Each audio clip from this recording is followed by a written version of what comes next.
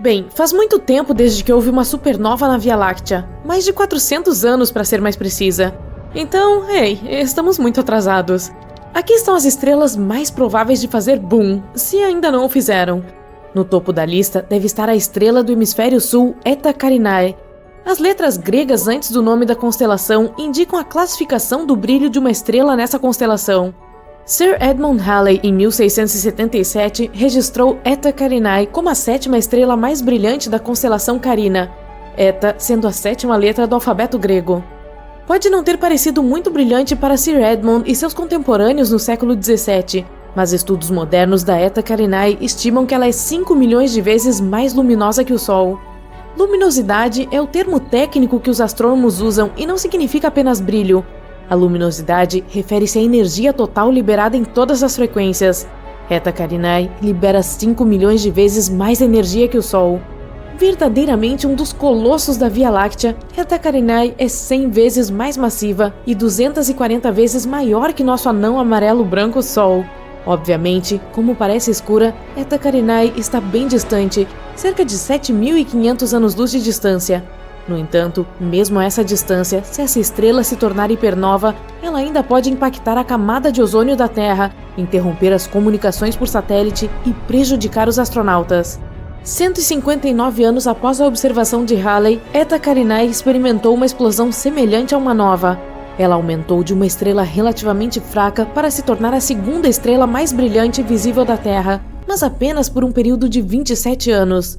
De 1836 a 1863, Eta Carinae foi a segunda estrela visível mais brilhante, depois de Sirius, ou Sírio, a estrela do Cão Maior. E Sirius está a apenas 8 anos-luz de distância. Desde 1863, apesar de alguns surtos, Eta Carinae voltou ao seu brilho original de magnitude 4,5. Os astrônomos nos devem um pequeno pedido de desculpas, que não esperamos receber tão cedo, pela nomenclatura da magnitude das estrelas. Quanto mais brilhante uma estrela ou planeta, ou lua, menor é a sua magnitude. Assim, estrelas mais brilhantes do que primeira magnitude são magnitude zero ou magnitude negativa. A lua cheia, por exemplo, tem magnitude negativa 13. Uma estrela de magnitude positiva 4,5, como a Eta Carinae, é bastante fraca à vista da Terra. Mas é claramente visível em um céu noturno sem poluição luminosa ou nuvens se você mora em qualquer lugar ao sul da latitude do Cairo, no Egito. 30 graus de latitude norte é o norte mais distante em que você pode ver essa estrela. Agora ouça, Eta Carinae está tramando alguma coisa.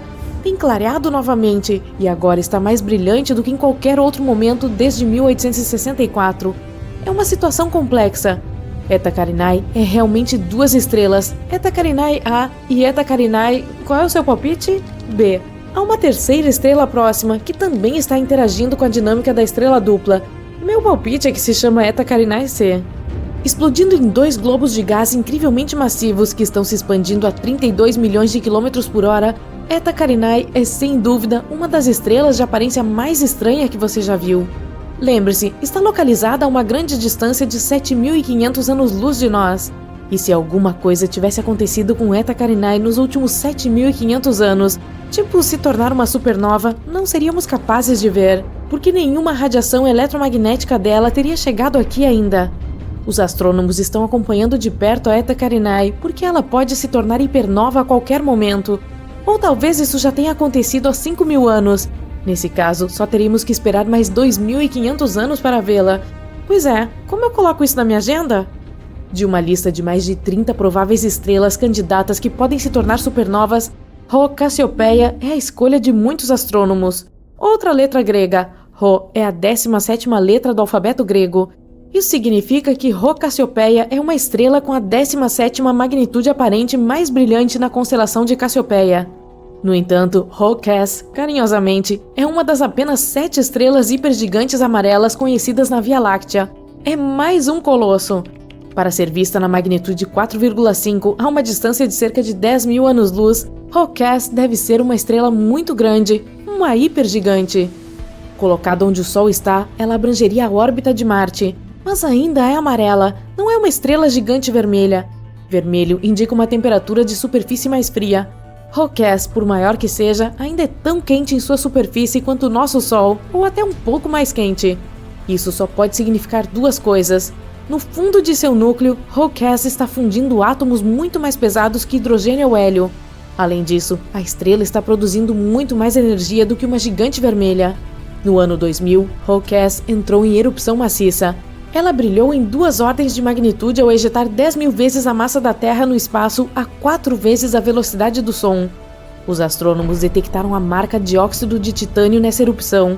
Isso significa que Hawkes está muito perto de se tornar uma supernova, ou, neste caso em particular, hipernova, do que costumavam supor. O ferro está apenas alguns passos acima do titânio na tabela periódica, e quando o ferro se forma, a fusão para e uma estrela entra em colapso. Hawkes está muito perto disso, ou, mais corretamente, estava muito perto, porque a erupção que vimos no ano 2000 aconteceu realmente 10.000 anos antes. Muitos astrônomos pensam que Hawkes já se tornou hipernova, formou um buraco negro e nem existe mais. Enquanto isso, Betelgeuse chamou a atenção de todos, não muito tempo atrás. A estrela, não o filme.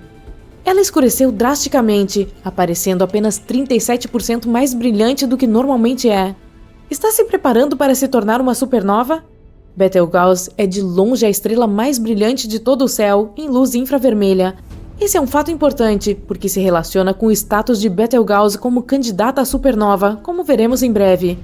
Betelgeuse também é chamada de Alpha Orionis, outra designação de letra grega. Então, devemos concluir que Betelgeuse é a estrela mais brilhante de Órion, certo? Errado. É a segunda estrela mais brilhante dessa constelação. Rigel, ou Beta Orionis, é a mais brilhante. Pois é. Pode ser porque Betelgeuse é classificada como uma estrela variável semi-regular, o que me parece redundante.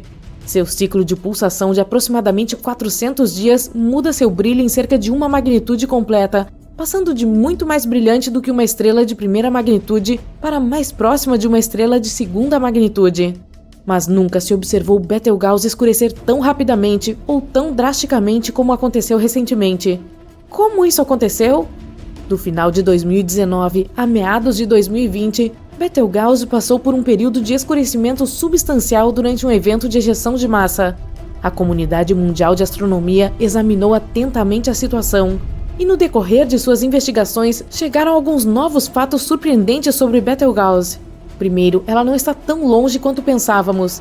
A nova distância, agora mais precisa, é de 548 anos-luz.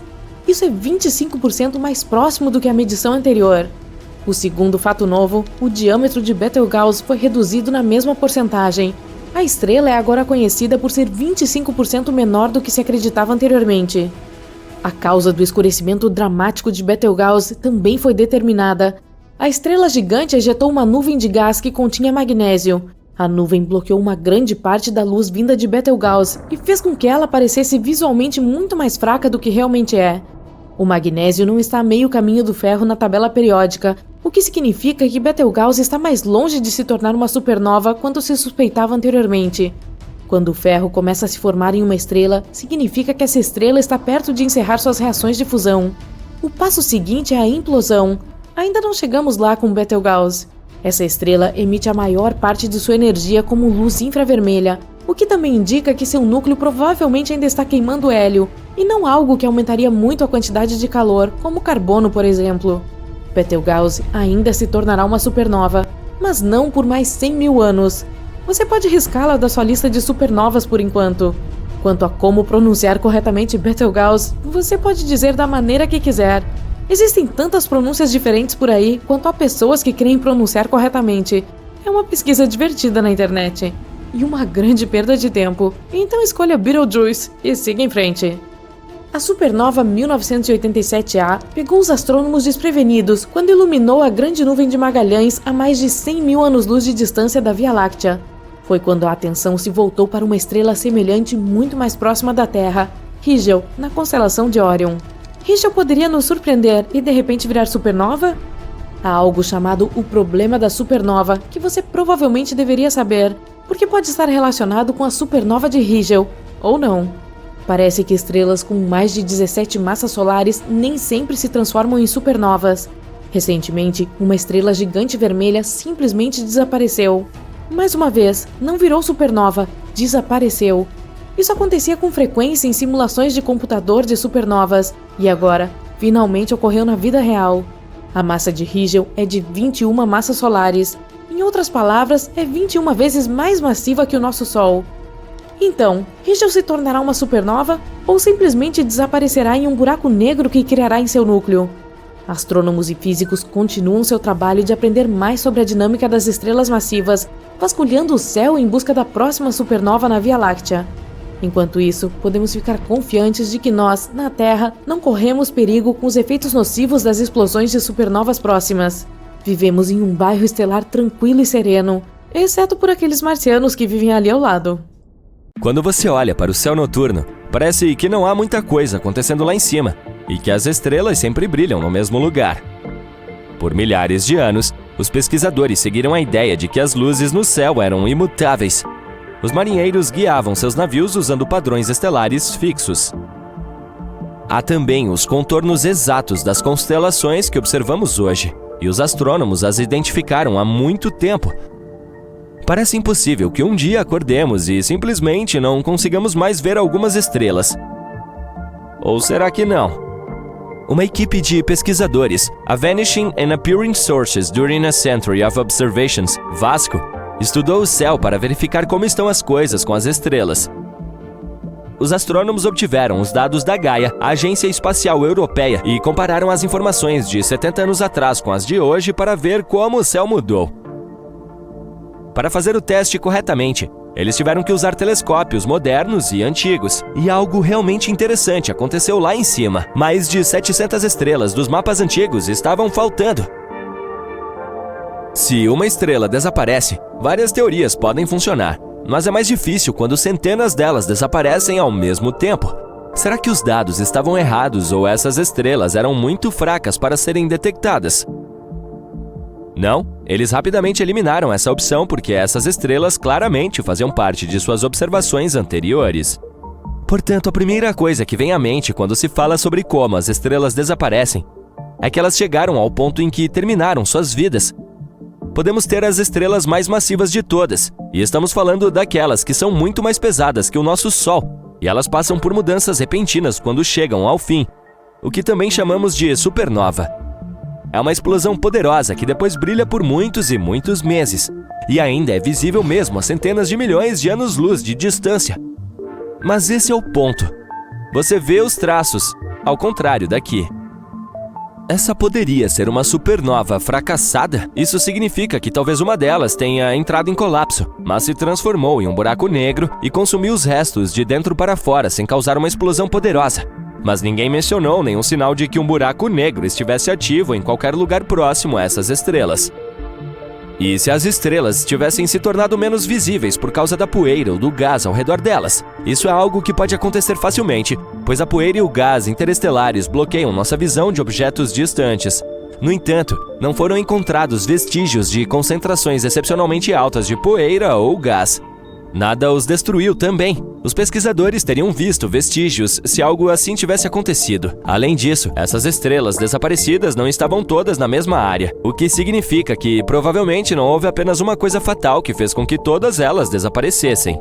Além disso, as estrelas não estavam no mesmo estágio de suas vidas, portanto, não é possível que todas estivessem acidentalmente perto de seu fim. Elas não eram particularmente velhas ou jovens, e estavam em diferentes níveis de tamanho e brilho.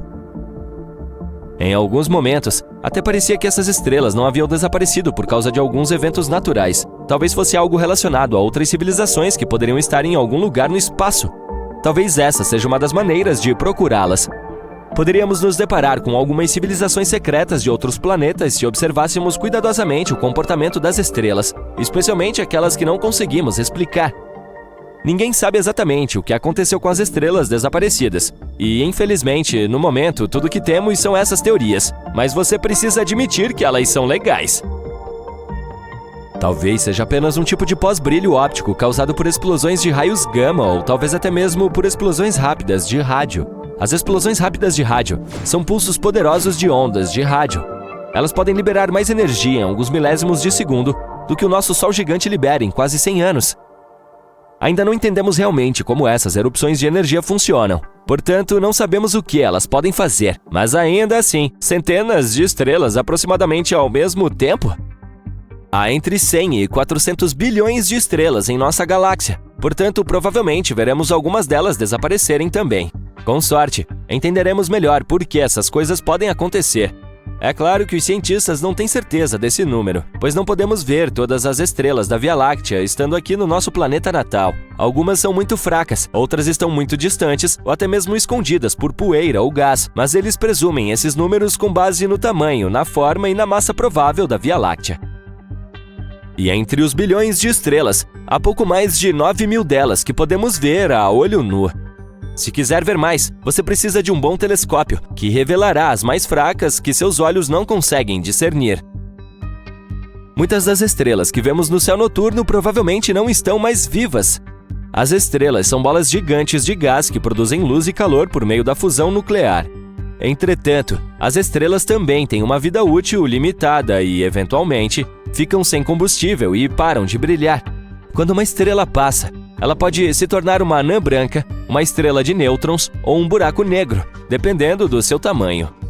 Os cientistas descobriram que algumas das estrelas que vemos no céu noturno são velhas demais para ainda estarem brilhando. Isso significa que elas podem ter se apagado, mas ainda estamos vendo sua luz, porque ela leva muito tempo para chegar até nós.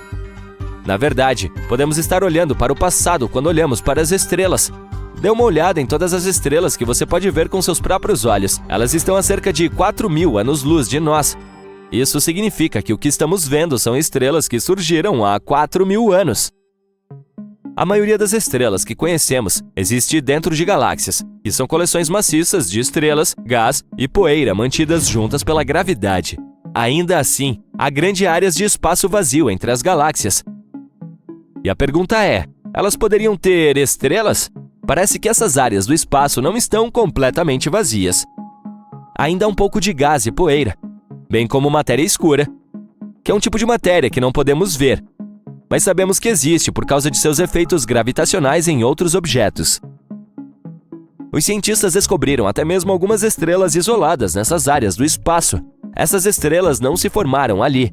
Elas foram parar lá por acidente, o que significa que provavelmente foram ejetadas de suas galáxias por forças gravitacionais ou colisões com outros objetos. E pode haver mais dessas estrelas do que imaginamos, mas elas são simplesmente muito fracas para serem vistas da Terra. As estrelas não cintilam de fato. O que acontece é que nós as vemos assim da Terra. Parece que elas piscam por causa da atmosfera turbulenta do nosso planeta. A luz de uma estrela precisa passar por muitas camadas da atmosfera. Nem todas as camadas são igualmente densas, o que faz com que a luz seja ligeiramente desviada e mude de cor e intensidade. Há uma estrela chamada Sirius que, às vezes, brilha, cintila e pisca tanto que algumas pessoas até tendem a dizer que se trata de algo extraterrestre. Isso se deve ao fato de que Sirius é muito brilhante e geralmente está baixa no horizonte, o que significa que ela experimenta mais desses efeitos especiais da atmosfera da Terra. Quando, no espaço, os astrônomos e astronautas que observam as estrelas de lá não as veem cintilando. Ei, quer ouvir algo legal? Eu, você, seus amigos, o resto da humanidade, somos todos feitos de poeira estelar. Os elementos que compõem os corpos humanos e toda a vida na Terra foram formados no interior das estrelas. Os blocos de construção da vida, como o carbono, o nitrogênio e o oxigênio, foram criados no interior das estrelas e acabaram sendo liberados no espaço quando as estrelas desapareceram. Esses elementos então se tornaram parte de novas estrelas, planetas e, por fim, da vida na Terra. O ferro em nosso sangue foi criado nos núcleos das supernovas, que são explosões maciças que ocorrem quando as estrelas se apagam. Alguns dizem que até mesmo o cálcio em nossos dentes e ossos provavelmente vem de estrelas em explosão. O oxigênio em nossos pulmões foi criado nos núcleos de estrelas maciças antes de ser liberado no espaço por meio de supernovas. Há uma coisa misteriosa no espaço, um ponto em comum que os cientistas não conseguem explicar há mais de 15 anos. Há diferentes teorias e uma delas diz que talvez essa seja uma marca de uma colisão com um universo paralelo. Será que isso é verdade? Bem, vamos ver. Dê uma olhada neste mapa. Este é o mapa do nosso universo. Bem, não é bem assim. Na verdade, esse é o mapa da radiação cósmica de fundo em micro-ondas, ou simplesmente RCFM. Muitos bilhões de anos atrás, houve um Big Bang. Ele foi tão poderoso que criou todo o nosso universo. E é claro, um evento como esse não poderia ocorrer sem deixar algumas consequências. E essas consequências estão literalmente em toda parte. O Big Bang deixou a radiação eletromagnética, que conhecemos como RCFM. Não a percebemos em nossa vida diária, mas ela está literalmente aqui, debaixo de nossos narizes. E se você tivesse algum tipo de visão sobre-humana, veria como tudo ao seu redor brilha com essa luz fraca. Essa radiação é muito importante. Se não tivéssemos descoberto a RCFM, nunca teríamos descoberto o Big Bang. Anteriormente, os cientistas acreditavam que o universo sempre existiu. Não havia um começo e não haveria um fim. Isso soa bastante ridículo para nós agora, mas há menos de um século as pessoas tinham certeza absoluta disso. Stephen Hawking foi um dos primeiros cientistas a supor que o universo de fato teve um início. O cara era tão legal que percebeu isso como estudante enquanto trabalhava em sua tese de doutorado. Mas infelizmente ele não tinha provas. Se houve um bang tão forte há bilhões de anos, então onde estão os rastros? Onde está a prova? Riram as pessoas que acreditavam na teoria do universo estático e eterno. Mas não se preocupe, elas tiveram a prova muito em breve. Em 1965, os astrônomos Arno Penzias e Robert Wilson descobriram a RCFM. E essa foi a primeira prova grandiosa do Big Bang. Descobriu-se que a radiação estava em toda parte, nós é que não a notávamos. De fato, no início, Penzias e Wilson a confundiram com o barulho de uma cidade grande, pombos ou qualquer outra coisa. Por sua descoberta, que virou o mundo da ciência de cabeça para baixo, eles receberam o Prêmio Nobel. Muito bem, as pessoas descobriram que estavam cercadas por radiação eletromagnética. Em seguida, começaram a coletar mais dados sobre ela. Com o passar dos anos, acumularam mais e mais informações, até que criaram esse mapa. Esse é um mapa das temperaturas da RCFM, mas ao criá-lo, os cientistas descobriram algo incomum. Vamos dar uma olhada nesse mapa. Ele parece ser um padrão grande e diversificado de lugares frios e quentes, mas na realidade, nosso universo é bastante uniforme. Todas as temperaturas nesse mapa estão próximas de menos 270 graus Celsius, com pouquíssima diferença. Todas as flutuações de temperatura entre esses lugares são pequenas, e cada ponto minúsculo na verdade se espalha por milhões de anos-luz. Portanto, tudo em nosso mundo é bastante calmo e estável, exceto por um ponto, esse ponto frio aqui. Os astrônomos o descobriram pela primeira vez em 2004. A princípio não parecia nada incomum. É apenas uma região onde a temperatura está abaixo da média por alguns microkelvins. Mas lembre-se, não estamos falando de uma área pequena. Essa é uma região de frio gigantesca. Ela tem literalmente bilhões de anos-luz de tamanho. Espere, pensaram os cientistas.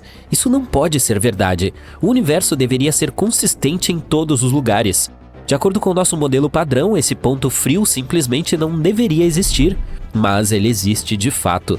Não se trata apenas de um erro matemático. Ele está bem ali. Então, o que é esse ponto frio? E como ele apareceu? Os astrônomos vêm tentando encontrar as respostas para essas perguntas há anos. Mesmo agora, temos apenas algumas teorias, portanto vamos discutir todas elas. Teoria 1. Textura cósmica. Essa ideia foi levantada no final de 2007. Na época, os cientistas sugeriram que esse ponto frio poderia ser as colinas do espaço. Em outras palavras, pode ser uma região acidentada do universo, apenas parte de sua textura. Mas essa é uma explicação boba, então essa teoria foi rapidamente descartada. Teoria 2. O supervazio. Essa hipótese foi considerada mais plausível por um tempo. Ela afirmava que o ponto frio era na verdade o chamado supervazio. Trata-se de um lugar escuro e aterrorizante do nosso universo, quase sem galáxias. E por ser uma região vazia, quase sem nada, parece fria para nós. No entanto, essa teoria foi refutada em maio de 2017. Depois de examinar cuidadosamente o ponto frio, os cientistas descobriram que não havia sinais de um supervazio ali. Além disso, os vazios e supervazios, que aliás existem de fato, ainda são muito pequenos em tamanho. O ponto frio é literalmente milhares de vezes maior do que eles, portanto deve haver alguma outra explicação. E há uma. talvez a mais bizarra de todas. Teoria 3. Um universo paralelo. Essa ideia polêmica foi apresentada pela cosmóloga e física teórica Laura Mersini Houghton. Ela sugeriu que o ponto frio poderia ser uma marca da colisão do nosso universo com um universo paralelo. A cosmologia padrão não consegue explicar um buraco cósmico tão grande, diz Mersini Houghton. Essa é a marca inconfundível de outro universo além da borda do nosso. Sua suposição se baseia na teoria do multiverso. Essa teoria diz que, na verdade, há um número infinito de universos como o nosso no mundo. Eles colidem constantemente uns com os outros, dando um empurrão, o que cria um novo Big Bang. Então, talvez o ponto frio seja um hematoma dessa colisão? Para a mecânica quântica, essas teorias malucas são bastante comuns, mas para a física padrão e nossa simples compreensão do mundo, isso é de abalar a Terra. É claro que precisamos de provas sólidas, e a equipe de Mersini Houghton já começou a trabalhar nisso. O professor Tom Shanks, do Centro de Astronomia Extragaláctica da Universidade de Durham, também participa dessa pesquisa. O mais maluco dos modelos exóticos para a explicação do ponto frio, o multiverso, é, na verdade, o mais padrão em termos de nosso modelo atual do universo, escreveu ele em um de seus trabalhos. Então, de que evidências precisamos? Bem, nosso ponto frio está localizado no hemisfério sul. De acordo com Shanks, se realmente houve uma colisão entre dois universos, deveríamos encontrar outro ponto frio, e ele deveria estar no lado oposto, ou seja, no hemisfério norte. Se os astrônomos realmente o encontrassem, essa teoria seria confirmada, e ela se tornaria a primeira prova da existência de um universo paralelo. Mas não é tão fácil assim. Para encontrar um segundo ponto, precisamos dos mais recentes e altamente sensíveis telescópios. Também precisamos descobrir algumas informações sobre a natureza da energia escura, como ela afeta o espaço e, em outras palavras, ainda há muito trabalho a ser feito. Não faz muito tempo, os cientistas realmente acreditavam ter descoberto o segundo ponto. Pesquisadores do Novo México pensaram tê-lo encontrado no hemisfério norte, mas infelizmente é provável que tenha sido um engano. O mapa que esses pesquisadores usaram tinha um alto grau de aleatoriedade. Portanto, é possível que sua descoberta seja apenas um acidente causado por outros vazios. Então, basicamente, não encontramos outro ponto frio até agora, apesar das análises cuidadosas. Mas, novamente, mesmo os melhores equipamentos modernos não são perfeitos, e isso não significa que não exista um segundo ponto, significa apenas que ainda não o encontramos. Mas se um dia o encontrarmos, tal achado poderá mudar o mundo da ciência para sempre. Confirmaríamos não apenas a teoria dos universos paralelos, mas também a famosa teoria das cordas. E isso poderia explicar tudo o que ocorre em nosso mundo. Mas se isso acontecer, teremos ainda mais perguntas do que já temos. Como esses dois universos colidiram? Como tudo isso funciona?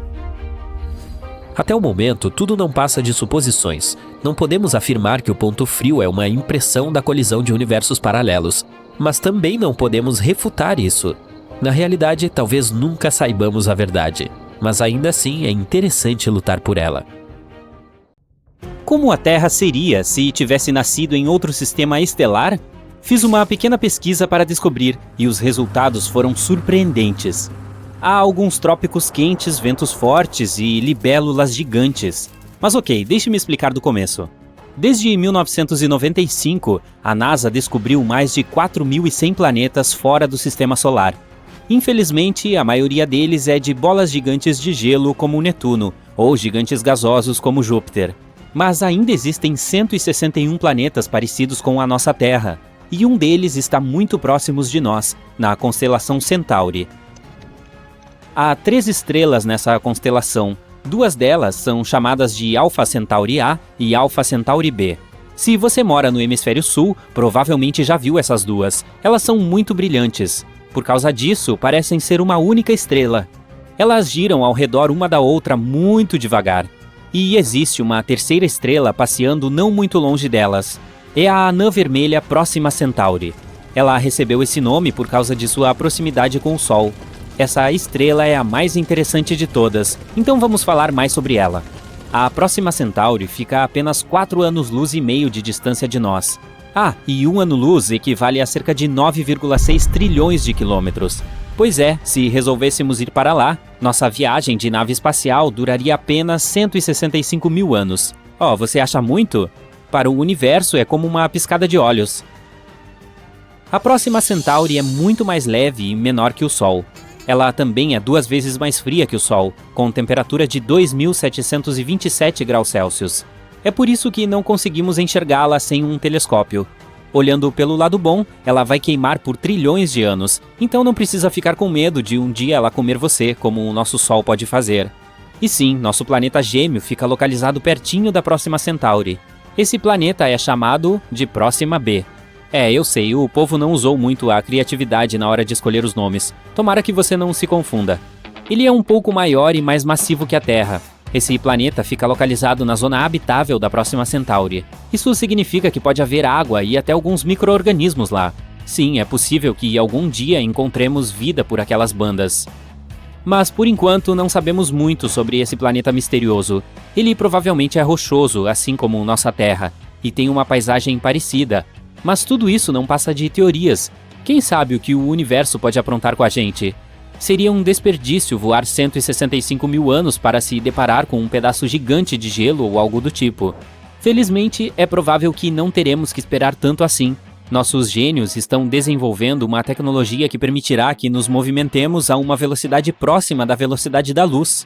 Se eles conseguirem, poderemos chegar à Próxima B em apenas 20 anos. De qualquer forma, este vídeo não é sobre a Próxima B. É sobre o que aconteceria se a vida tivesse surgido não no nosso sistema solar, mas na Alpha Centauri. E se estivéssemos orbitando a Próxima Centauri, ou as outras 2 estrelas? Então agora vamos imaginar que a Terra entrou no lugar da Próxima B. Vou chamar esse novo planeta de Nova Terra. Acho que também não estou sendo muito criativo na escolha do nome. Bom, antes de tudo, vamos falar da órbita. A Nova Terra deve ficar cerca de 25 vezes mais próxima de sua estrela do que a Próxima B. Caso contrário, faria um frio tremendo por lá. Vamos para um planeta um pouquinho mais próximo. Excelente. O dia ainda dura 24 horas, mas nosso período orbital é muito alto. A Próxima B gira em torno de sua estrela em 11 dias, mas faremos isso em apenas 8. Ei, uma festa de aniversário toda semana? Tô dentro. Espere, tem outro problema. Veja bem, a Próxima Centauri é uma estrela eruptiva. Isso significa que às vezes, do nada, ela lança alguns ventos estelares. Eles carregam um monte de partículas ionizadas, que depois se assentam nos planetas. Tá, nosso Sol também faz isso, mas a Próxima Centauri tentaria nos eliminar com 2.000 vezes mais força do que o nosso Sol. Então os níveis de radiação são fora do comum, para dizer o mínimo. Não se preocupe, de boas. Tudo o que precisamos é de campos magnéticos poderosos. Eles nos ajudarão a criar uma atmosfera muito espessa que nos protegerá dos ataques da Próxima Centauri. Então, agora o clima será muito quente. Ou não. Temos mais um problema. Cientistas ainda não têm certeza sobre como exatamente os planetas da Próxima Centauri giram ao redor dela. E se eles estivessem acoplados por maré como a nossa Lua? Aí um lado da Nova Terra seria escaldante como uma panela de gordura, enquanto o outro lado seria repleto de desertos congelados. Tudo bem. Encontraremos um lugarzinho intermediário. Eu jamais imaginei que diria isso, mas nesse caso a temperatura seria amena no Polo Norte. Se tivermos sorte no processo de rotação, teremos um planeta aconchegante com temperatura amena. A média é de cerca de 21 graus Celsius e não haverá nenhuma variação extrema. Na Nova Terra teremos muito mais água. O clima geralmente é meio maluco. Alguns ventos fortes e chuvas bastante destrutivas podem durar muito tempo. Mas podemos nos adaptar. As mudanças de temperatura serão muito mais notáveis nas montanhas. Assim como na Terra, quanto mais alto você subir, mais frio fica. Só que aqui será muito frio. Por causa disso, as montanhas e colinas terão florestas em suas bases e desertos cobertos de neve em seus topos. Mas, de modo geral, será muito parecido com os trópicos da Terra. A flora será muito rica, as árvores serão baixinhas, mas exuberantes. A atmosfera espessa também tornará o voo mais fácil, então teremos muitos animais voadores gigantes, como libélulas com uma envergadura de asas de quase 5 metros. Continuando. O céu será muito mais leve que o da Terra, e com muitas nuvens. Às vezes ele parecerá ser totalmente branco, mas a noite de céu estrelado será linda e brilhante, e haverá 4 sóis. Nosso principal será a Próxima Centauri. Poderemos ver também 2 estrelas Alpha Centauri. E por fim, nosso velho Sol parecerá uma estrela brilhante e distante. Vou deixar você derramar algumas lágrimas de saudade da velha Terra. Há poucos planetas perto de nós, como a Próxima Centauri C. A estrela anfitriã é cercada por 2 cinturões de poeira cósmica, então prepare-se para admirar um lindo show de cores no céu durante a noite. Então, no fim, o que temos é um planeta um pouco maluco, mas verde e lindo. Então não me importaria de me mudar para lá agora mesmo. E você? Conte para nós nos comentários. Muito bem, agora sabemos o que aconteceria se a Terra tivesse nascido perto da Próxima Centauri. Mas e as outras 2 estrelas? Infelizmente, não conseguiríamos rotacionar perto de 2 estrelas ao mesmo tempo. Cientistas suspeitam que a Alpha Centauri A e B têm algum tipo de planeta em comum que salta de uma órbita para outra, mas provavelmente é muito frio. Vamos escolher a Alpha Centauri A. Assim como na nova Terra, aqui nossas temperaturas médias são de aproximadamente 21 graus Celsius, mas agora a variação de temperatura é muito maior. Ela vai de menos 73 no Polo Sul a 45 graus Celsius no Equador. Ficaremos bem perto do norte. O dia ainda tem 24 horas, e o período orbital é de 1 ano e 1 mês. É quase a mesma coisa na Alpha Centauri B, mas lá o período orbital é de cerca de 6 meses. As demais condições são muito parecidas com as da Terra. Quase nem dá para notar as mudanças nas estações. As temperaturas também não mudam muito. Seja onde for que nos instalarmos, a estrela vizinha continuará muito visível, mas provavelmente não veremos a Próxima Centauri. E é isso. Claro, todas essas coisas aconteceriam considerando condições perfeitas. Assim como na Terra, basta uma pequena alteração para mudar tudo de figura, como uma atmosfera mais fina ou uma distância maior da estrela. Tivemos muita sorte com a nossa Terra. Ainda assim, as chances de encontrar um planeta habitável são muito altas. Mesmo com algumas dificuldades, teremos cerca de 15 milhões de planetas em nosso universo onde poderemos buscar vida. Você está viajando pelas profundezas do espaço sideral, circulando estrelas e galáxias inteiras. Uau! Parece que esta nebulosa multicolorida logo entrará em colapso sob seu próprio peso e explodirá como uma supernova. Agora vamos circundar cuidadosamente este buraco negro.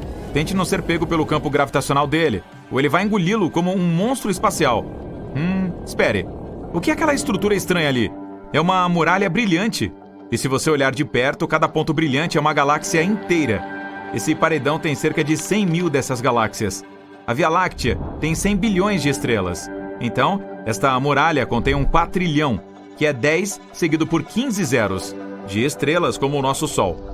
Essa estrutura gigante é chamada de Muralha do Polo Sul e está localizada a cerca de 500 milhões de anos-luz da Terra. Em comparação, a estrela mais perto de nossa casa é Próxima Centauri, a aproximadamente 4,2 anos-luz de distância. Os foguetes podem percorrer essa distância em cerca de 73 mil anos. Portanto, a jornada para a muralha do Polo Sul pode levar mais tempo do que nosso sistema solar existe. E ela é simplesmente gigantesca, mesmo em escala cósmica.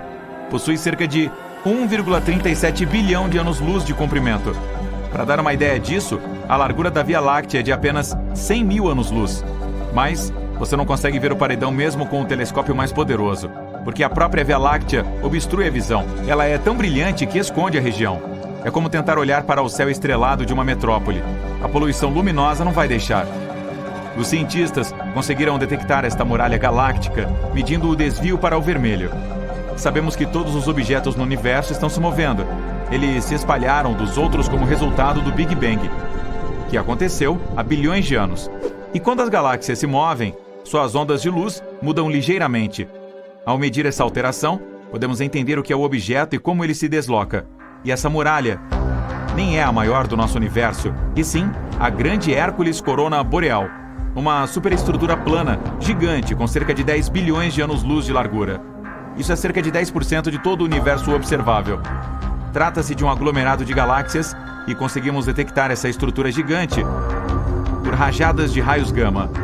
É o evento eletromagnético mais brilhante do universo. Você pode até vê-lo nos confins dele. Essas explosões são um evento muito raro. Na Via Láctea, por exemplo, isso acontece uma vez a cada poucos milhões de anos. Se notarmos muitas delas em um curto espaço de tempo no mesmo local, significa que existem muitos objetos como a Via Láctea lá. Então, há muitas galáxias por aí. Outra estrutura gigante incomum no universo é o Grande Grupo de Quásares, com cerca de 4 bilhões de anos-luz de diâmetro. Portanto, é preciso um fóton de luz de quase o mesmo tempo que o nosso planeta existe, apenas para ir de um lado da estrutura para o outro. E se você colocar o Grande Grupo de Quásares na escala, ele seria 6,1 bilhões de vezes mais pesado que o nosso Sol. Os cientistas descobriram que existem pelo menos 73 deles nessa estrutura. Estes são alguns dos objetos mais incomuns do universo. São os núcleos ativos das galáxias. No centro de um quásar há um buraco negro supermassivo. Um gigante devora a matéria ao seu redor. Uma força bárbara de gravidade torce a matéria ao redor do buraco negro, formando um disco, que é a fonte da radiação mais forte que existe. Em comparação, a de um único quásar é dezenas ou centenas de vezes mais forte do que a de todas as estrelas da nossa galáxia juntas. Por causa de uma radiação tão forte, podemos detectar quásares mesmo a distâncias muito longas. É por isso que eles também são chamados de faróis do universo, e são usados pelos cientistas para estudar o universo e o movimento dentro dele. Um dos mais distantes de nós está a cerca de 13,1 bilhões de anos-luz de distância. Isso o torna um dos objetos mais antigos do universo.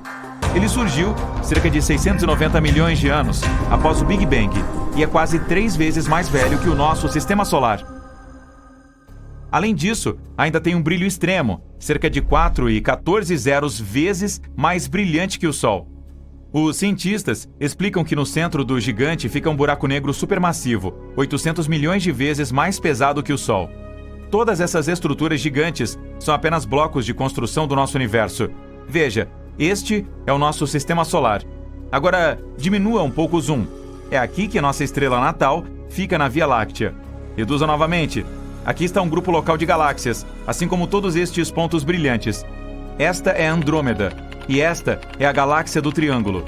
E mais algumas dezenas de outras galáxias ligeiramente menores. Elas estão todas gravitacionalmente conectadas. O tamanho da estrutura é de cerca de 10 milhões de anos-luz. Isso é 100 vezes a largura da Via Láctea. Diminua o zoom, por favor.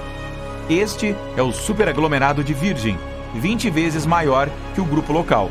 Há cerca de 30 mil galáxias diferentes, e a massa da coisa toda é de cerca de 1,15 zeros de massas solares. Reduza o zoom novamente. Laniakea. Essa estrutura é quase 3 vezes maior. Inclui o superaglomerado de Virgem e outros menores. São cerca de 100 mil galáxias aqui, mas ainda não acabou. Diminua mais um pouco. Aqui está o complexo do superaglomerado Peixes-Baleia. Uma estrutura galáctea gigante com aproximadamente 60 aglomerados de galáxias. Portanto, há mais delas nele do que grãos de areia no deserto. Você sabe o que fazer. Menos um. Ufa, este é o universo observável. São mais de 500 bilhões de galáxias. E as estrelas? Bem, existem cerca de 1 bilhão de trilhões delas. O universo observável tem sua própria estrutura. Aglomerados de galáxias formam cadeias e muralhas, como você já viu. Mas esses fios são separados por imensas regiões de vazio absoluto, as áreas chamadas de vazios. Nesses lugares não existe matéria alguma, há menos moléculas neles do que em uma sala vazia.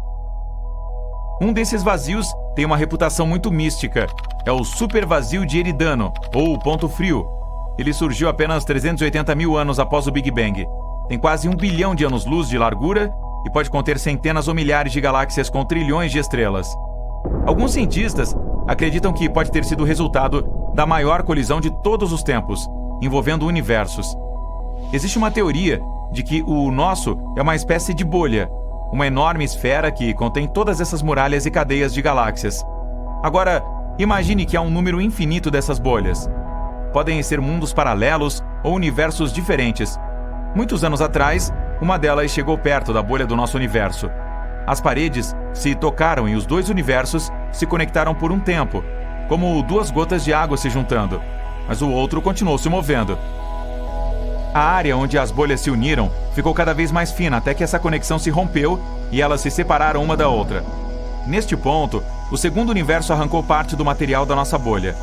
Todas aquelas galáxias que costumavam preencher o supervazio de Eridano acabaram em um universo paralelo. Os cientistas supuseram que poderíamos viajar através de outras bolhas. Voar até a suposta muralha do nosso universo levaria uma eternidade e demoraria ainda mais para viajar pelo espaço interuniversal. Então, temos que usar portais ou buracos de minhoca. Aqui está como funciona. Imagine um pedaço de papel com o ponto A de um lado e o B do outro. Em vez de percorrer toda a folha de papel, apenas a dobramos, de modo que o ponto A fique logo acima do ponto B. Tudo o que resta é fazer um pequeno buraco, e a viagem leva apenas alguns instantes. Alguns cientistas acreditam que esses atalhos pelos universos ficam dentro de buracos negros. Mas como sobreviver caindo em um deles? É preciso apenas escolher um que seja grande o suficiente. Tudo se resume à gravidade. Imagine que você está caindo em um buraco negro agora. Quanto mais perto chega dele, mais força ele exerce, e se intensifica a cada centímetro. Em um ponto, a força gravitacional que afeta a sua cabeça é muito mais forte do que nos pés. Então você se transforma em espaguete. Mas, se escolher um buraco negro supermassivo como os dos centros das galáxias, a força gravitacional aumenta gradualmente. Eles podem ser milhões de vezes mais pesados que o Sol e muito maiores. Mas a força gravitacional na sua cabeça e em seus pés será quase igual. E você ainda se sentirá confortável. Quem sabe, talvez, se conseguir sobreviver a uma queda em um buraco negro tão grande, você se encontre em um universo completamente diferente, onde diferentes leis da física se aplicam, mas até agora, isso é apenas uma teoria. O campo magnético da Terra esconde uma história fascinante. Acontece que ele está ficando mais fraco a cada dia. Na verdade, tem sido assim nos últimos 3.000 anos, e se essa tendência continuar, poderemos ter problemas dentro de um milênio. Qual é o problema? Bem, imagine o seguinte: o norte magnético se torna sul e vice-versa. Uma loucura, não é? Quando isso acontece, o escudo magnético protetor do nosso planeta pode enfraquecer, permitindo que mais raios cósmicos nos atinjam. Essas partículas de alta energia do universo podem causar mau funcionamento eletrônico em nossos satélites e produzir elementos que podem ser prejudiciais para nós. A última vez que ocorreu uma inversão de polaridade foi entre 772.000 e 774.000 anos atrás. Felizmente, a humanidade tem algumas pessoas muito inteligentes que estão investigando a história do campo magnético da Terra. Elas retiram núcleos de sedimentos do fundo do mar e estudam a magnetização dos fósseis para descobrir quando essas inversões ocorreram no passado e quando poderão ocorrer novamente. Outro grupo de pesquisadores está estudando a anomalia do Atlântico Sul, SAA, uma vasta região do campo magnético da Terra que é cerca de 3 vezes mais fraca do que o campo nos polos. Usando dados de vários satélites, eles estão tentando descobrir o que está causando a SAA e como ela pode mudar no futuro. Isso pode nos dar uma ideia de como um campo magnético enfraquecido pode afetar nossos satélites e nosso planeta. É claro que a nossa geração não estará aqui para testemunhar essas mudanças, mas isso nos faz pensar em como seria o planeta de cabeça para baixo. Magneticamente, é claro. Os astrônomos da NASA também anunciaram que, daqui a 4 bilhões de anos, a galáxia da Via Láctea terá um grande brilho. Depois de uma colisão cósmica que vai abalar as coisas. Não estou falando de um pequeno acidente de carro. Estou falando de uma colisão titânica com nossa vizinha galáxia de Andrômeda. A humanidade terá que segurar seu capacete espacial para esse evento, pois o Sol pode ser lançado em uma nova região da galáxia. No entanto, nossa Terra e o Sistema Solar provavelmente não serão seriamente afetados. Parece difícil de acreditar. Então, como é possível? O telescópio espacial Hubble da NASA fez algumas medições rigorosas do movimento de Andrômeda. Embora as galáxias se choquem umas com as outras, as estrelas dentro de cada galáxia estão tão distantes que não colidirão com outras estrelas durante o encontro. Entretanto, as estrelas serão lançadas em órbitas diferentes em torno de seus novos centros galácticos. De acordo com as simulações, nosso sistema solar provavelmente será arremessado para muito mais longe do núcleo galáctico do que é hoje. Deixe seus telescópios de lado, pois não é necessário começar a contar os anos. Esse evento provavelmente está programado para daqui a cerca de 4 bilhões de anos, portanto as chances de presenciá-lo são 0. Saturno está perdendo seus anéis. Felizmente, nós também não estaremos aqui para testemunhar este triste acontecimento. Aparentemente, os anéis estão sendo puxados para Saturno como uma chuva empoeirada de partículas de gelo, tudo sob a influência do campo magnético de Saturno. De acordo com a pesquisa da NASA, a chuva de anéis está drenando uma quantidade de produtos de água que poderia encher uma piscina olímpica dos anéis de Saturno a cada meia hora. Todo o sistema de anéis provavelmente desaparecerá em 300 milhões de anos. Os cientistas acreditam que devemos nos considerar sortudos por ver o sistema de anéis de Saturno, já que ele parece estar no meio de sua vida útil. Mas se pensarmos dessa forma, que os anéis ao redor dos planetas são todos temporários, há uma chance de termos perdido os sistemas de anéis gigantes de Júpiter, ou os de Urano e Netuno. Atualmente, esses planetas têm apenas anéis finos ao seu redor. Há muito tempo, os cientistas discutem se Saturno foi formado junto com seus anéis ou se o planeta os adquiriu mais tarde. A nova pesquisa favorece o segundo cenário, indicando que é improvável que eles tenham mais de 100 milhões de anos, enquanto o próprio Saturno tem cerca de 4,5 bilhões de anos. O que fez com que os anéis aparecessem? Bem, existem algumas teorias. Uma delas sugere que os anéis podem ter se formado quando pequenas luas geladas em órbita ao redor de Saturno colidiram, talvez porque suas órbitas tenham sido bagunçadas por um puxão gravitacional de um asteroide ou cometa que passava. Quem sabe como será a aparência dos seres humanos no futuro? É improvável que vejamos grandes mudanças em nosso tempo de vida. Mas vamos fazer uma viagem ao futuro e refletir sobre o que poderemos nos tornar. Será que nos tornaremos ciborgues com todos os tipos de implantes de máquinas legais? Ou talvez nos tornemos uma espécie híbrida de seres biológicos e artificiais? Para entender nossa evolução futura, precisamos dar uma olhada em nosso passado. Há 1 milhão de anos, o Homo sapiens nem sequer existia. No entanto, havia algumas outras espécies semelhantes, como o Neandertal. Avançando para os dias de hoje, os seres humanos se tornaram mais altos e mais robustos. Talvez, no futuro, fiquemos menores para economizar energia, já que a previsão é de que nosso planeta ficará cada vez mais cheio. Por falar em planetas lotados, viver nessas novas condições significa que temos que nos adaptar e rápido. Estamos constantemente interagindo com muitas pessoas e lembrar nomes está se tornando uma habilidade crucial. Felizmente, a tecnologia pode nos ajudar com implantes cerebrais que melhorarão nossa memória. No futuro, também poderemos ter tecnologias mais perceptíveis como parte de nossa aparência. Imagine ter um olho artificial com uma câmera que pode ler diferentes frequências de luz. Embora a previsão de 1 milhão de anos no futuro seja pura especulação, podemos usar a bioinformática para fazer algumas previsões sobre o futuro imediato. As tendências demográficas sugerem que as áreas urbanas se tornarão mais diversificadas geneticamente, enquanto as áreas rurais se tornarão menos diversificadas. E quanto ao espaço? Se acabarmos colonizando Marte, nossos corpos poderão mudar devido à baixa gravidade. Talvez tenhamos braços e pernas mais longos ou até mesmo pelos corporais isolantes, como nossos primos neandertais. No futuro, nossa Lua também testemunhará algumas mudanças drásticas. Nós sentiremos falta dela. Em cerca de 5 bilhões de anos, as coisas ficarão realmente interessantes nesse canto do universo. Por enquanto, o Sol está relaxando em sua fase principal, apenas queimando hidrogênio como ninguém mais no mundo. No futuro, durante a fase de gigante vermelha, o Sol vai inchar como um balão até que sua atmosfera se estenda e engula nossas amadas Terra e Lua. Nosso satélite natural, que já está se afastando da Terra, vai se deformar sob a influência do Sol. Sua órbita ficará toda distorcida e ele acabará mais próximo da Terra durante a fase de lua nova do que durante a lua cheia. E essa não é a pior parte.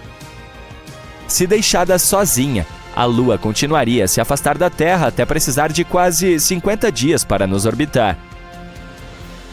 À medida que o Sol continua sua própria jornada, sua atmosfera se arrastará sobre a Lua e fará com que sua órbita decaia.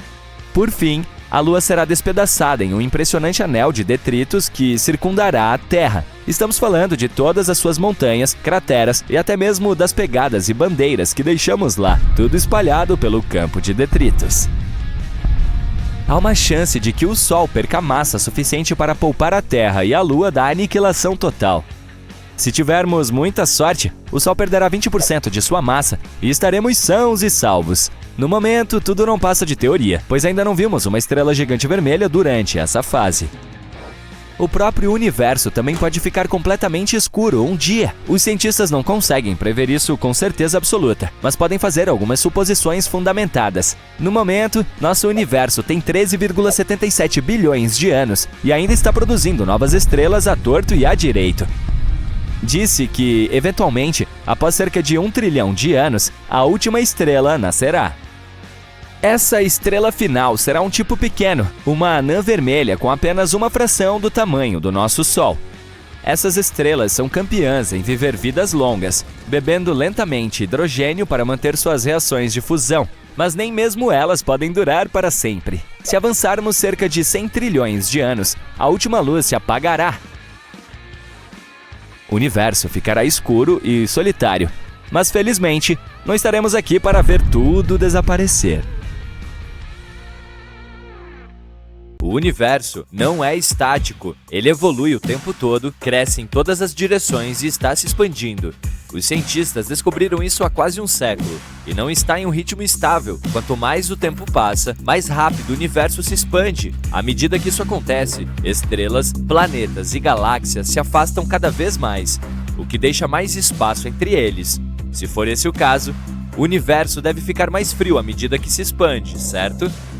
Afinal, ele era muito mais denso quando o Big Bang aconteceu e muito mais quente. À medida que se expandiu, o espaço esfriou, o que criou condições para a formação de planetas, estrelas e outros objetos espaciais. Pois é, mas não é exatamente o caso agora. Os cientistas também ficaram surpresos ao ouvir isso. Nosso universo está, na verdade, ficando mais quente. Eles observaram a temperatura do gás cósmico mais longe do nosso planeta natal em comparação com os gases jovens mais próximos da Terra. Como medimos a distância no espaço por anos-luz, as áreas mais distantes representam algo como voltar ao passado, e as regiões mais próximas de nós são como observar os dias atuais. Eles descobriram que a temperatura de um gás no espaço subiu mais de 10 vezes nos últimos 10 bilhões de anos. A temperatura do gás cósmico que se espalhou por todo o universo pode chegar a cerca de 2 milhões de graus Celsius. Uau!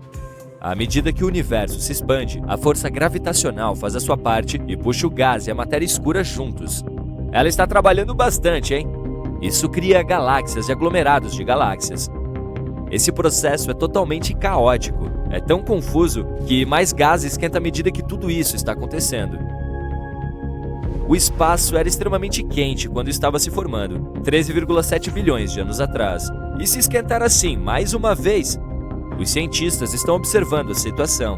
Para descobrir que as temperaturas no espaço aumentaram, eles mediram os gases cósmicos usando algo chamado desvio para o vermelho. Eles geralmente usam esse método quando querem ver quão longe alguns objetos espaciais estão. Aqueles que estão mais próximos de nós têm comprimentos de ondas de luz mais curtos. Quanto mais longe algum objeto estiver, mais longos serão seus comprimentos de onda de luz. Eles podem determinar a temperatura de determinado objeto a partir de sua luz. Em média, o espaço é um lugar muito frio. O brilho que resta do Big Bang é chamado de CMB, que é a abreviação em inglês de radiação cósmica de fundo em micro-ondas. É tão poderoso e intenso que banha todo o universo em luz. É a única coisa que aquece significativamente a matéria. Mas existem muitos mecanismos menores que ajudam a aquecer a matéria no universo, e eles podem perder o controle se o espaço esquentar, como as estrelas. Elas emitem radiação que afeta poeira e gases próximos. Elas também irradiam por todo o infravermelho distante. Quando uma estrela está em seu estágio inicial, a radiação proveniente dela forma estruturas protoplanetárias que se parecem com discos. Eles se formam principalmente em um único plano. E uma estrela central brilhante produz gás muito iluminado. E há reflexos azuis desse gás. Foi assim com o nosso sistema planetário também. Energia forte e forças gravitacionais causam colisões, poeira e gás em um vórtice descontrolado que está formando planetas. É por isso que a maioria dos planetas do nosso sistema solar orbita na mesma direção. Essa é a direção em que esse redemoinho gigante também estava girando há muito tempo. Estrelas ativas, galáxias em colisão, cataclismos estelares, buracos negros, estrelas de nêutrons. O universo tem tantas fontes de energia. Quando você envolve a matéria normal no espaço com um ambiente tão energético, ela esquenta drasticamente. Quando você aquece algo, esse algo irradia essa energia de certa maneira. Na maioria dos casos, as galáxias têm apenas algumas áreas onde as estrelas estão se formando, em regiões nas quais o gás está desmoronando. Uma bolha que envolve essa área contém hidrogênio ionizado. 3/4 do nosso Sol é hidrogênio. Graças a esse hidrogênio, o Sol nos mantém aquecidos. Em seu núcleo, o hidrogênio se transforma em hélio e causa fusão atômica. Sim, é assim que o nosso Sol libera energia. A radiação aquece todo esse gás a milhares e milhares de graus. Ao mesmo tempo, ioniza um grande número de átomos e moléculas, o que basicamente significa que os transforma em íons. Os átomos são partículas neutras e os íons são partículas carregadas negativamente ou positivamente.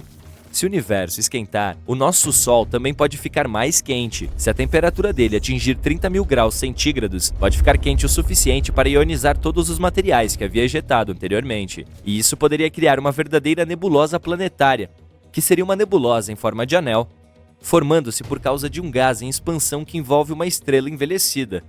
À medida que a temperatura sobe, o hidrogênio ioniza a alguns milhares de graus. Isso poderia tornar rosas as nebulosas em nosso sistema solar, com linhas de emissão.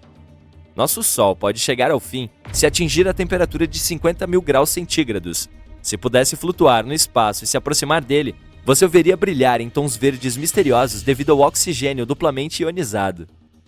Fenômenos de maior energia fazem com que mais galáxias colidam. Isso aquece ainda mais o gás e, eventualmente, resulta em emissões de raios-x. E os buracos negros e as estrelas de nêutrons radiantes, quando eles perdem o controle, podem moldar galáxias inteiras. E quem sabe o que mais? Talvez tivéssemos mais masers também, que são lasers naturais que o nosso universo produz. Eles surgem quando grandes populações de moléculas recebem grandes quantidades de energia.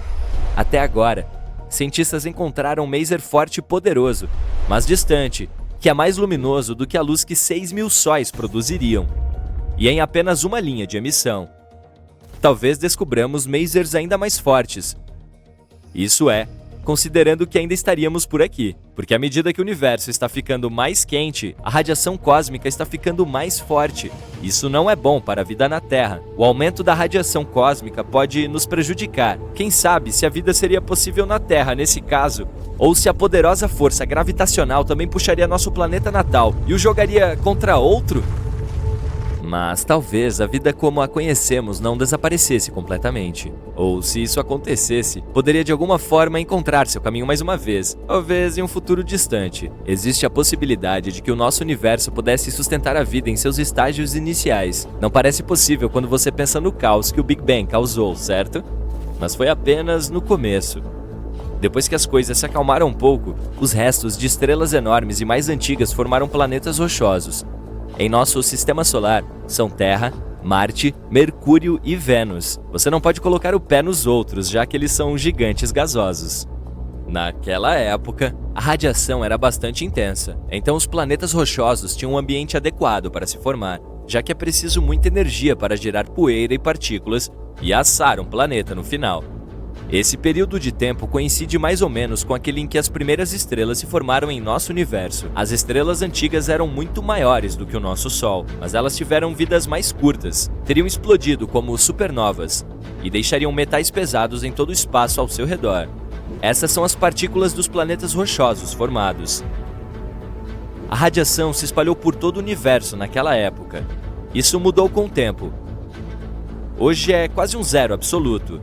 400.000 anos após o Big Bang, quando os átomos de hidrogênio estavam se formando, o CMB estava quase tão quente quanto a superfície do nosso Sol.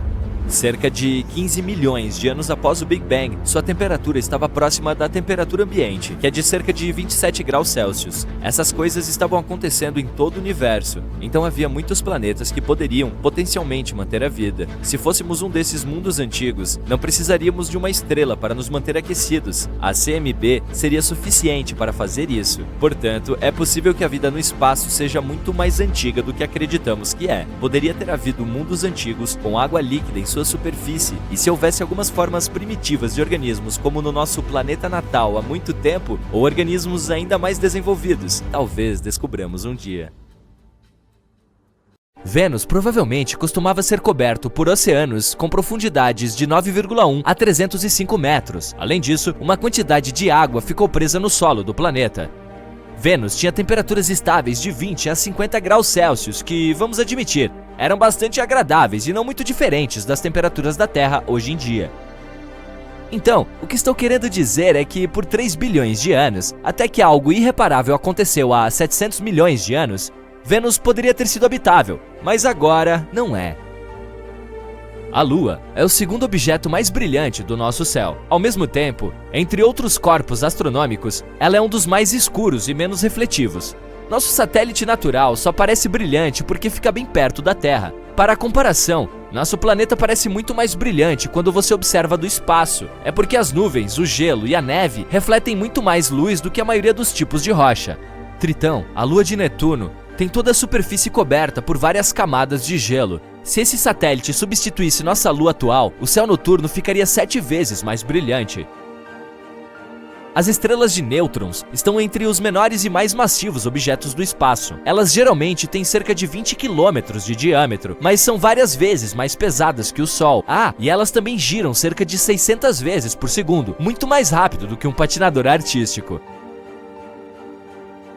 Saturno é o planeta menos denso do Sistema Solar. Ele tem 1/8 da densidade média da Terra. E ainda, por causa do seu grande volume, o planeta é 95 vezes mais massivo que a Terra. O fenômeno lunar transitório é uma das coisas mais enigmáticas que acontecem na Lua. É uma luz de curta duração, uma cor ou outra mudança na superfície do satélite. Mais comumente, são flashes aleatórios de luz. Os astrônomos observam esse fenômeno desde a década de 1950. Eles notaram que os flashes ocorrem aleatoriamente. Às vezes, podem acontecer várias vezes por semana. Depois disso, desaparecem por vários meses. Alguns não duram mais do que alguns minutos. Mas houve aqueles que continuaram por horas. O ano era 1969, um dia antes de Apollo 11 pousar na Lua. Um dos participantes da missão notou que uma parte da superfície lunar estava mais iluminada do que a paisagem circundante. Parecia que aquela área tinha uma espécie de fluorescência. Infelizmente, ainda não está claro se esse fenômeno estava relacionado aos misteriosos clarões lunares. O lixo não é apenas um problema em oceanos, cidades e florestas da Terra. Existe uma coisa chamada lixo espacial, que é qualquer objeto feito pelo homem, deixado no espaço e que agora não serve para nada.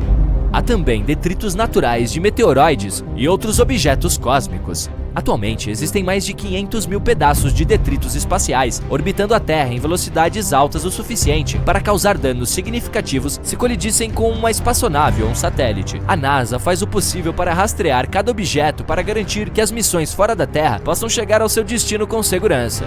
Nosso Sol é insanamente gigante. Quer uma prova? 99,86% de toda a massa do Sistema Solar é a massa do Sol. Em particular, o hidrogênio e o hélio que o compõem. Os 0,14% restantes são principalmente a massa dos 8 planetas do Sistema Solar. A atmosfera do Sol é mais quente que a sua superfície. A temperatura da superfície atinge 5.538 graus Celsius, mas a atmosfera superior aquece até milhões de graus. Se alguém pudesse cavar um túnel direto para o centro do planeta, com saída pelo lado oposto, e você fosse aventureiro o suficiente para pular nele, levaria 42 minutos para cair na outra extremidade. Você aceleraria à medida que caísse, atingindo a velocidade máxima quando chegasse ao núcleo da Terra. Depois da metade do caminho, você cairia para cima, ficando cada vez mais lento. Quando alcançasse a superfície oposta, sua velocidade voltaria a zero. A menos que não conseguisse sair do buraco, você imediatamente começaria a cair novamente, de volta para baixo, ou para cima, para o outro lado do planeta. Essa viagem ia durar para sempre, graças aos estranhos efeitos da gravidade. Pode ser uma maneira divertida de passar uma tarde. Pode haver mais metais como titânio ou ferro em crateras lunares do que os astrônomos achavam.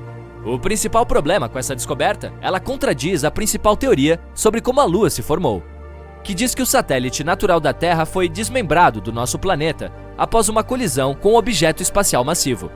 Mas então, por que a crosta pobre em metais da Terra tem muito menos óxido de ferro do que a da Lua? Isso pode significar que a Lua se formou a partir de material muito mais profundo de dentro do nosso planeta, ou esses metais podem ter aparecido quando a superfície lunar derretida estava esfriando lentamente, ou talvez, como dizem há séculos, ela seja feita de queijo verde. A Terra pode ter sido roxa antes de ficar azul e verde. Um cientista tem uma teoria de que uma substância existia em micróbios antigos antes de a clorofila, aquela coisa que deixa as plantas verdes, ter evoluído na Terra. Essa substância refletia a luz do Sol nas cores vermelho e violeta, que se combinavam para formar o roxo. Se for verdade, a jovem Terra podia estar repleta de estranhas criaturas de cor roxa, antes de todo verde surgir. A montanha mais alta do Sistema Solar é o Monte Olimpo, em Marte. Ele é 3 vezes mais alto que o Monte Everest, a montanha mais alta da Terra, acima do nível do mar. Se você estivesse no topo do Monte Olimpo, não entenderia que está em uma montanha. Suas encostas ficariam escondidas pela curvatura do planeta. Os astrônomos encontraram um enorme reservatório de água no espaço, o maior já detectado. Pena que ele também é o mais distante, a 12 bilhões de anos-luz de nós.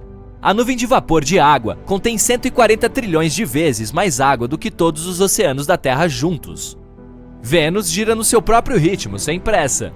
Uma rotação completa leva 243 dias terrestres, e o planeta leva um pouco menos de 225 dias terrestres para dar a volta ao redor do Sol. Isso significa que um dia em Vênus é maior que um ano. Há bem pouca atividade sísmica acontecendo na Lua. No entanto, mini-lunamotos, causados pela atração gravitacional do nosso planeta, às vezes acontecem vários quilômetros abaixo da superfície. Depois disso, pequenas rachaduras e fraturas aparecem na superfície do satélite, e gases escapam através delas. Às vezes eles escapam de mim também. Marte é o último dos planetas internos, que também são chamados de terrestres, pois são compostos de rochas e metais. O planeta vermelho tem um núcleo feito principalmente de ferro, níquel e enxofre. Ele tem entre 1.448 e 1.931 quilômetros de diâmetro. O núcleo não se move, é por isso que Marte não tem um campo magnético planetário. Seu campo magnético fraco é apenas 0,1% do campo magnético da Terra. Quando os planetas do Sistema Solar estavam apenas começando a se formar, a Terra não tinha uma Lua. Levou 100 milhões de anos para o nosso satélite natural aparecer. Existem várias teorias sobre como a Lua surgiu, mas a que prevalece é a teoria da fissão. A teoria da fissão propõe que a Lua foi formada quando um objeto colidiu com a Terra, espalhando partículas pelo espaço. A gravidade juntou as partículas e a Lua foi criada. Ela acabou ficando no plano da eclíptica da Terra, que é o caminho que a Lua orbita. Parece que assim o queijo fica fora de questão. A maior coisa viva da Terra parece ser um cogumelo no estado de Oregon, Estados Unidos. Esse enorme cogumelo de mel vive na Floresta Nacional de Malheur e cobre uma área de 9,58 km². Ele pode ter até 8.500 anos. Você está perdoado por não o ter visto, já que a maior parte dele fica escondida no subsolo. Quando as raízes individuais dos cogumelos de mel se encontram, elas podem se fundir para se tornar um único fungo, o que explica como este ficou tão grande. Se você pudesse juntar todas essas coisas em forma de cogumelo em uma grande bola, ela poderia pesar até 35 mil toneladas. Isso é tão pesado quanto 200 baleias cinzentas. O maior asteroide do Sistema Solar é chamado de Vesta, e ele é tão grande que às vezes é chamado de planeta anão. Uma viagem à estrela mais próxima além do Sol levaria 5 milhões de anos em um avião comercial. Isso é o que eu chamo de um voo de longa distância. O espaço não deveria ser escuro, pois há estrelas em todos os lugares. Elas não deveriam iluminar tudo ao redor? Você não vê estrelas em todo lugar porque algumas delas já não existem há muito tempo. Assim, sua luz não chega mais à Terra. Um dia em Urano dura 17 horas, 14 minutos e 24 segundos. Mas entenda, o planeta tem uma inclinação de cerca de 98 graus, e isso faz com que uma estação no gigante gasoso dure 21 anos terrestres. Alguns cientistas acreditam que nosso planeta costumava ter um satélite adicional. De acordo com pesquisas, um corpo celeste menor com cerca de 1.200 km de largura orbitava a Terra como uma segunda lua. Provavelmente ele colidiu com o nosso satélite principal mais tarde. Tal colisão poderia explicar por que os dois lados da Lua parecem tão diferentes um do outro. Um deles é super cheio de crateras e também é áspero. Ou pode ser aquela história do queijo.